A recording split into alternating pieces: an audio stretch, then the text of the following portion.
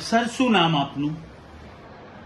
Doctor કારિયા, okay sir, આપની ઉંમર કેટલી 80 વર્ષ. અને તમે પોતે ડોક્ટર છો, MBBS? તો સર, આપને આ તકલીફ ક્યારની હતી? 3 વર્ષથી લગભગ છે. 3 વર્ષથી હતી. અને એ 3 વર્ષમાં ઓન એન એવરેજ તમે કેટલા ENT પાસે ગયા હશો? 4-5 વખત ગયો. બરાબર. એમને શું ઓપિનિયન આપ્યું? ENT સર્જન પાસે તમે હવે હિયરિંગ એડ સિવાય તમારો કોઈ ઓલ્ટરનેટિવ છે નહીં, કોઈ વિકલ્પ નથી, એટલે તમે એ પહેરો. એટલે આપણે આ મશીન પહેરીએ છીએ અને છતાંય સાંભળવામાં થોડી તકલીફ પડે છે.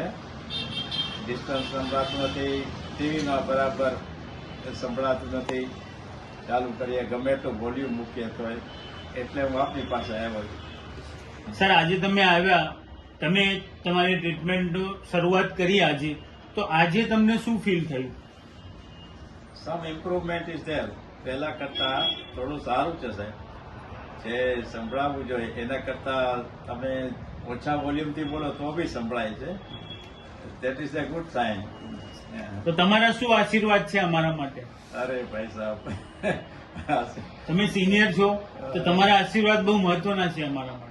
બસ આ પ્રમાણે આપ કામ કરતા રહ્યો, બીજાને સાંભળતા કરો, અને એ જ પ્રભુ પાસે પ્રાર્થના, એવી અમારી શુભેચ્છા છે.